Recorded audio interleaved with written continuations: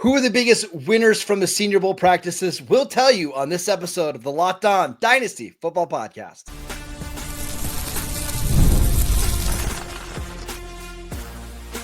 You are Locked On Dynasty Football, part of the Locked On Podcast Network. Your team every day. Here are your hosts, Marcus Mosher and Kate Madjuk.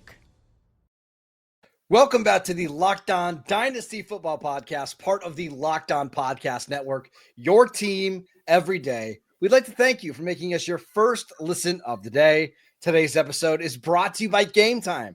Download the Gametime app, create an account, and use promo code LOCKEDONNFL for $20 off your first purchase. Welcome back. I am your host, Marcus Mosher. You can follow me on Twitter at Marcus_Mosher. Joining me today, as always, is Kate Madjuk. You can follow her on Twitter at Kate Madjuk. On today's show, we're breaking down some of the biggest winners and losers from the 2025 Senior Bowl practices. There weren't a ton of winners from this group, not an overly impressive skill position group, but there were a couple players that stood out to us. Kate, who's somebody that surprised you this week? Let's talk. So we are going to talk about how it's not a great quarterback class here, but Jaxson Dart is out of Ole Miss, is one of the few quarterbacks that I think really did anything for their draft stock. And I'm going to be honest, for a class where we're kind of like, how many first round talents are there? I mean, Shedeur Sanders expected to go, first overall probably, but it's kind of like, who's QB2? I don't know, like Cam Ward, sure.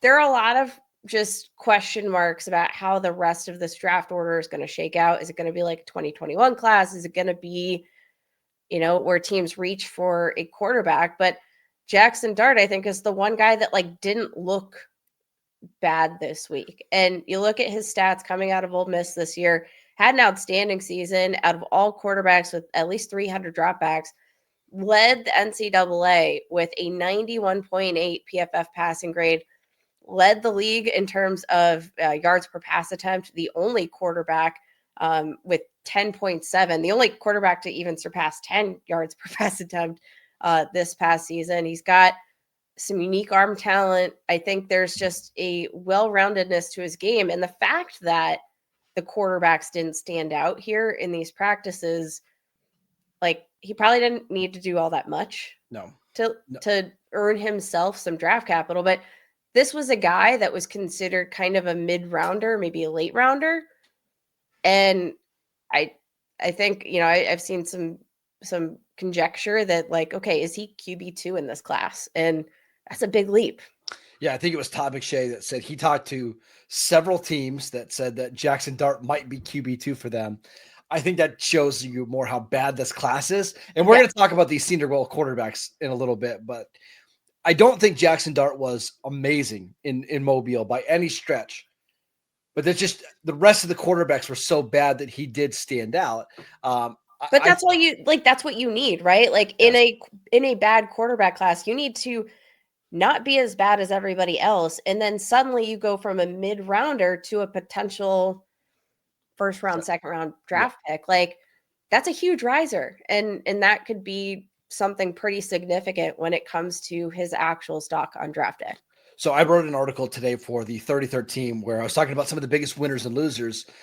From a dynasty perspective, I said that Jaxson Dart is the only quarterback in Mobile that I even want to mess with, going forward. He's the only one that I'm somewhat intrigued by because he looked fairly competent taking snaps under center. He was fairly accurate. His arm strength looked good compared to some of these other quarterbacks.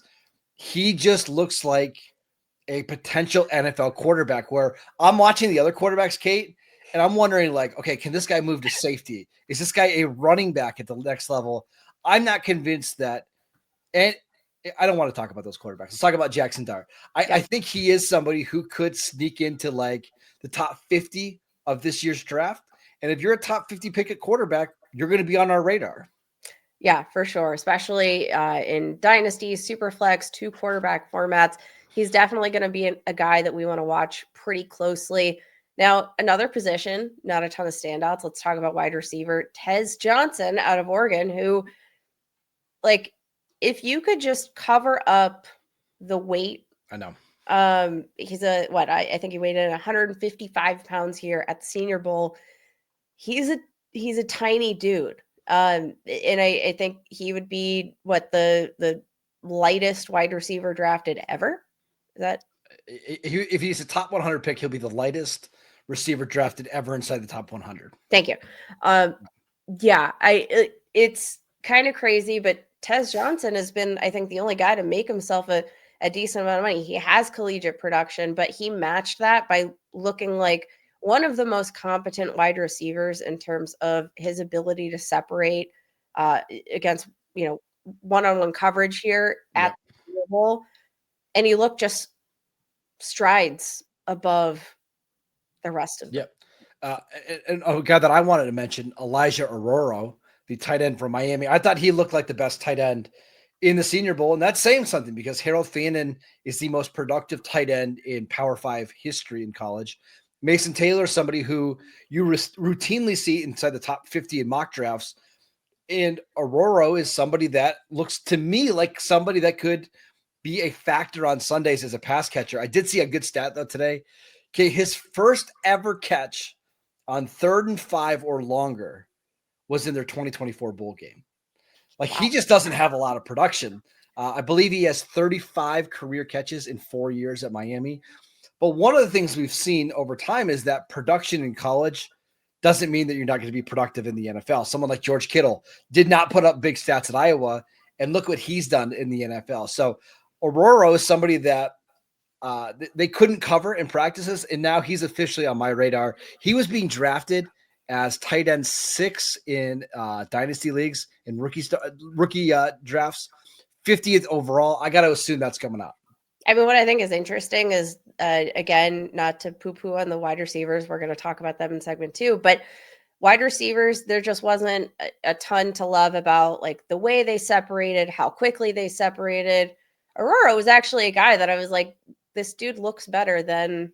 He's getting open, right? Yeah, he's getting open better than enough of the receivers that I think that's definitely worth noting for a guy who...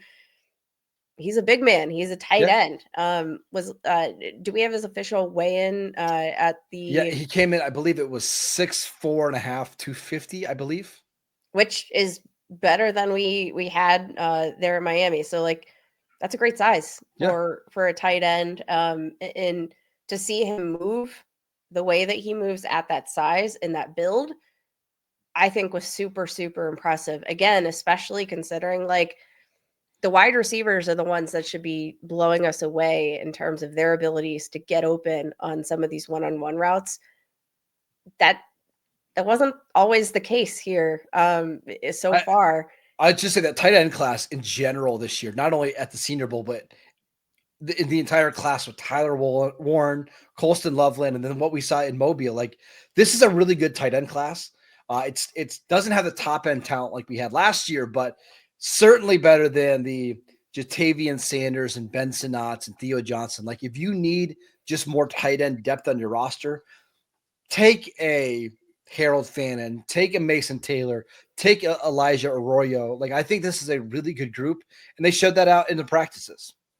I love that. Now, should we dive into some of the not so good?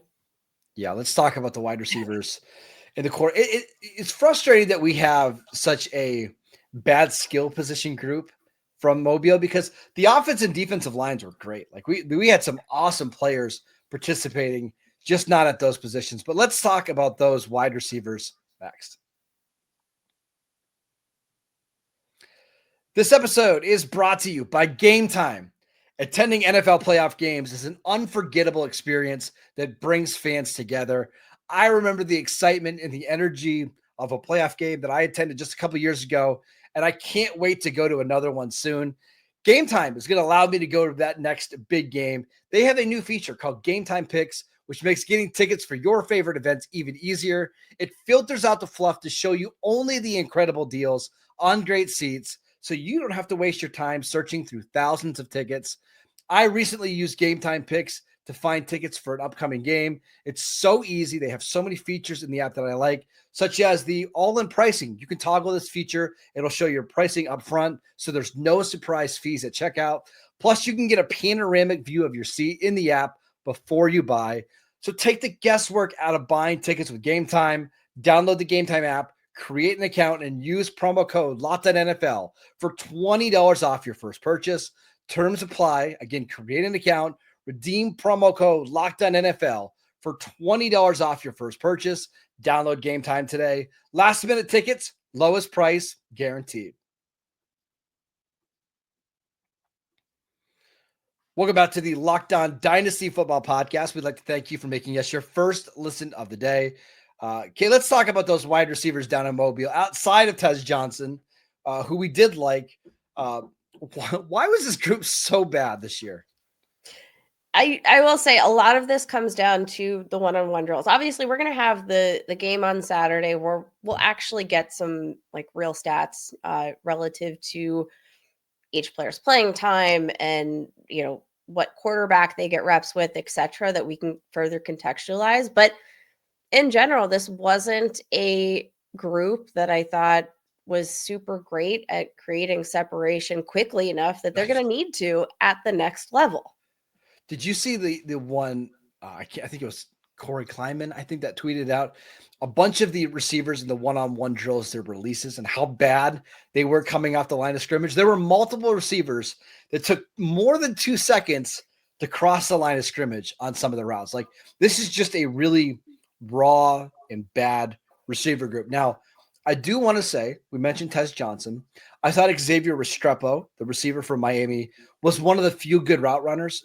His problem is he's 5'9" and 200 pounds. So the build's good, but like, if you're 5'9", you're probably going to be limited to the slot only. And I don't think he's an uber great athlete, but like, you could see in these practices, like the receivers that actually knew how to run routes versus the guys that are just running TikTok routes. TikTok routes is a phrase that I saw a lot when evaluating these wide receivers. Never heard the phrase TikTok routes in my life before, checking out this class here at the Senior Bowl. But I mean, it is something that's telling, right? There are some players that have popped, but generally speaking, I think it's just been like a lack of overall high impression, because remember, what makes the Senior Bowl so special is the fact that it is kind of like this all-star format. You have the best of the best, which, I mean, parity in college football, not always something that you're going to enjoy, right? Like, we'll see some absolute powerhouses beat up on some low-level teams that don't really provide much competition, which can kind of, make it more challenging to just evaluate players at face level when they're beating up on much lower competition. This is an opportunity for, players at the Senior Bowl to compete against players that are kind of in the same, stage of like development as athletes, similar skill levels, because they are the best of the best within the NCAA. Like, that's what makes it so special. So when you're not standing out, it's the red flags.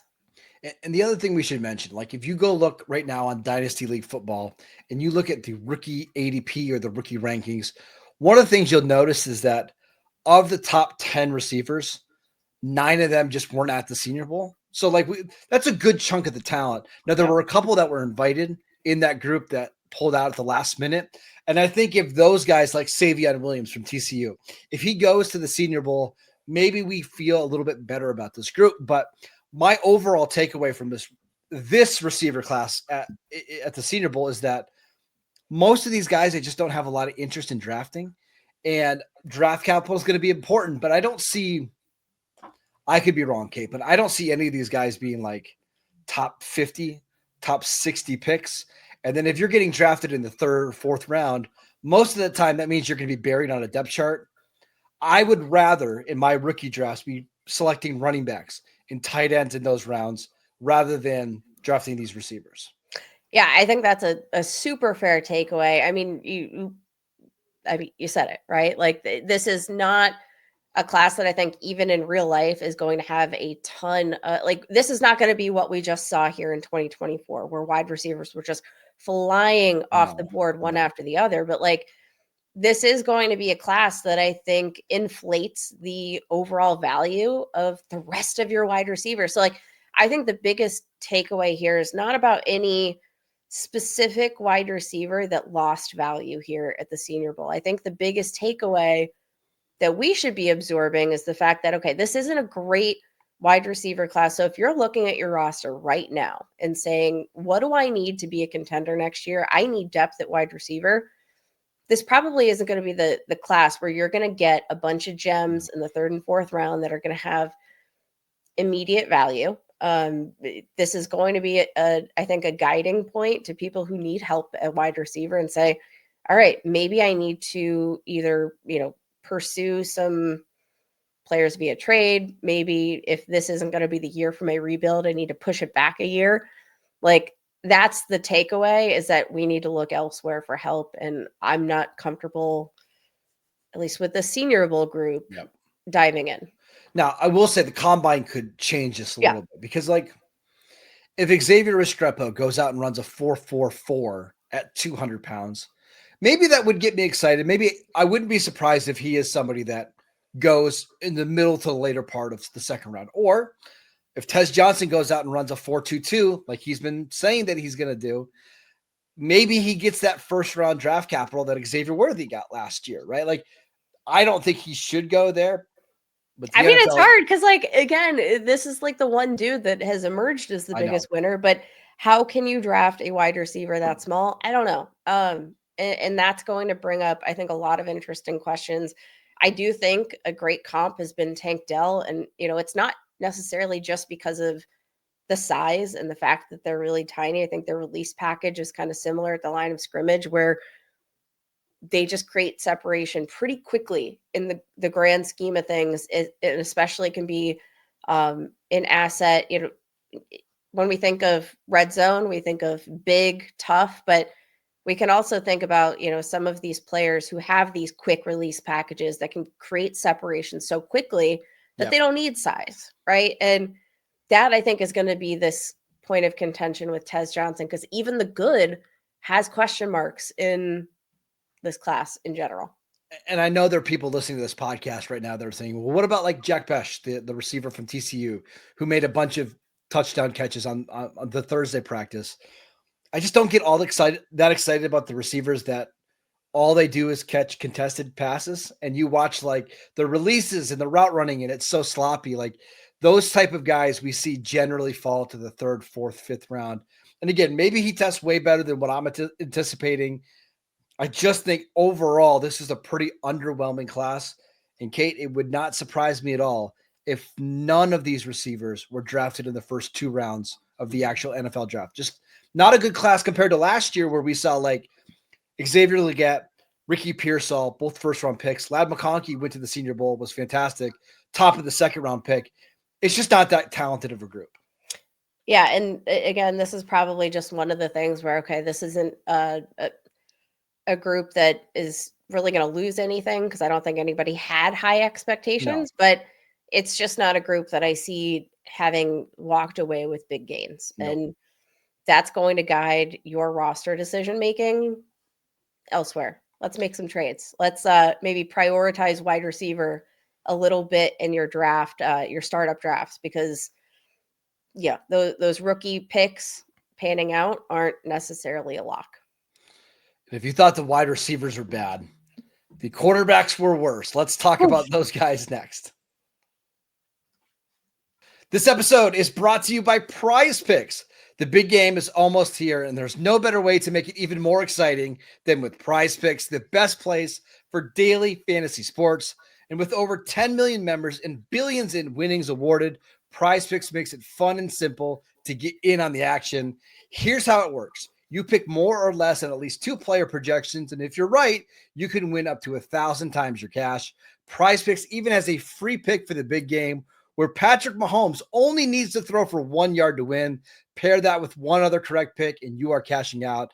I like the over for Travis Kelce yards. I think they're going to use him a ton, especially near the red zone. So go check that out. And again, all Patrick Mahomes has to do is throw for over 1 yard to have a correct pick. Pair that with one other and you win. Download the app today. Use promo code LOCKEDONNFL to get $50 instantly after you play your first $5 lineup. That is promo code LOCKEDONNFL for $50 instantly after you play your first $5 lineup. PrizePicks, run your game. Welcome back to the Locked On Dynasty Football Podcast. We'd like to thank you for making us your first listen every single day. For your second listen, check out the new Locked On NFL show. 2 shows every single day. 1 in the morning with Tyler Rowland, 1 in the afternoon with Tony Wiggins, available wherever you get your podcasts. All right, Kate, let's talk about the quarterbacks here in Mobile, because talked about Jaxson Dart. He was pretty good, but everybody else was disappointing.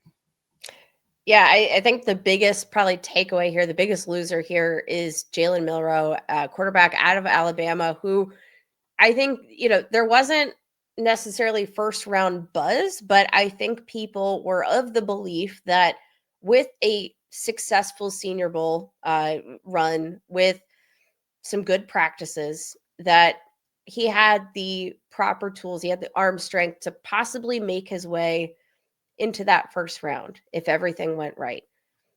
I do not think that has been the case. So arm strength has been there, but just kind of all over the map in terms of what we saw from him this week. And man, if he needed a good, couple of days to string together to make a case for that first round, it hasn't happened. Yeah, it actually, it was a bad week for him for a lot of different reasons. He just did not perform well in the practices. Came in at 6'1.5", which is, it's not ideal, but it's not terrible either. 220 pounds, but sub 9-inch hands. Kate, listen, you can fill us in after the Kenny Pickett experience. How fun is it to have a quarterback with sub 9-inch hands? It's not, especially in cold weather. Not necessarily ideal. So even that on its own does kind of limit what your possibilities are and the way that you can play the game. Would he succeed in an AFC North environment where, no, you're not going to be playing indoor stadiums. You're going to be cold. How does that work out? I don't. It doesn't. I don't know if it does. And I also don't know that Kenny Pickett's history here is going to do him a ton of favors, because that was a red flag coming out. Steelers bit the bullet because they thought there were other traits that would make those teeny tiny hands null and void. Didn't happen. And you even saw it play out in the practices. There were a couple of times where he would just get bumped in the pocket and would lose control of the ball. And then you see the accuracy all over the place. And he's throwing the ball 5 yards over the head of a receiver. And then he's bouncing it in air drills. He's just not accurate. And it's also not like he's 6'6" and 250 pounds like Anthony Richardson. So where do you draft a sub 6'2" quarterback with bad accuracy and small hands? Probably not very high. I also want to point out, Kate, some of the other quarterbacks like Dylan Gabriel came in at 5'10.5" with 9-inch hands. I actually thought he had a good week of practice, but when you're 5'10" and you have a below average arm, that's like backup quarterback level. Riley Leonard had a really rough week. Probably the best quarterback outside of Jaxson Dart was Tyler Shuck, who did a great measurable, 6'5", 225, but I believe he'll be 25 during his rookie season. Most teams don't want to be drafting a 25-year-old backup quarterback all that high. No, I think this was not a bar-setting week for the quarterback position. If anything, it was a bar-lowering week. And I mean, I think that's kind of an interesting point too. It's not just the practices. There's not a ton of standouts in terms of ideal physical build, ideal, athleticism, plus there's nobody with the perfect profile in this group here. And is there anybody that even has an interesting profile for you? Because Dart's the only one for me that I'm like, okay, I might be able to talk myself into it. Yeah, I mean, I think it's probably only Dart. And again, it's about the combination of, because like Senior Bowl is a great tool for assessing, a player's level of competition, but it's when you contextualize the Senior Bowl with the physical measurements, with the production in college, with even the age, like you mentioned, like, nobody wants a quarterback that's going to be turning 29 years old when he's finishing out his rookie deal. Nope. Right? Like, nope. It's hard because it's almost like the running back position last year where you had some players with some really intriguing traits. You had some players with the ideal build. Maybe they didn't have the collegiate production. Maybe they had the collegiate production, but the testing didn't work out. Like, there wasn't really a perfect, all-encompassing, well-rounded running back last year. And I feel like that's kind of how I feel about the quarterback. There's no guy that just kind of has it all. No. Maybe we see the pre-draft process, some of these team interviews, maybe we see the combine, shake things up a little bit, but there's no, I think, standouts in this group that feels like they have the whole package. So what does that mean for Dynasty? I think it means that, okay, if the community is losing faith in the draft stock of, or the talent in this quarterback class, which nobody was particularly high on this class to begin with, that's going to probably inflate the free market values of a Sam Darnold, of a Kirk Cousins, of a Russell Wilson, JJ McCarthy, even, like, in that same conversation. Like, I think that's the takeaway, much like the wide receivers kind of struggling. I think if you need a quarterback, this isn't going to be the class where you're looking for the hidden gem. And I was going to say, you mentioned the running back class from last year. What did we see happen in free agency last year? Running backs got paid. Mm-hmm. Quarterbacks always get paid, but I think this was a great week for guys like Justin Fields, Russell Wilson, Sam Darnold, like those kind of quarterbacks. Because give me a team, Steelers. Let's use your Steelers. Would you rather draft Jalen Miroe in round 2 or just re-sign re-sign Justin Fields, who is a bigger, better version of that? Like, to me, that's simple. So I think those guys all had a great week and they didn't even participate in Mobile. Yeah, I think that's the takeaway here. Because, I mean, if that's my circumstance, I would rather take the known of the Justin Fields, maybe the known of even a Sam Darnold, if I feel like my scheme is conducive to highlighting some of the things Sam Darnold did well this year. Like, those are the takeaways, is that those guys gained a ton of value, not necessarily, again, related to the specific names at the quarterback class, because there weren't a ton of expectations to begin with, but it's the players who didn't show out in Mobile that were the biggest winners. All right, that is it for today's show. We want to thank you for making Locked On Dynasty Football your first listen every single day. Next week, we're going to continue with our divisional previews, so make sure you check those out. We will also preview the Super Bowl later in the week, probably Thursday or Friday. But go download the Locked On Dynasty Football podcast wherever you get your podcasts. We are free and available on all platforms. Follow Kate on Twitter at Kate Majuk. I'm at Marcus_Mosier.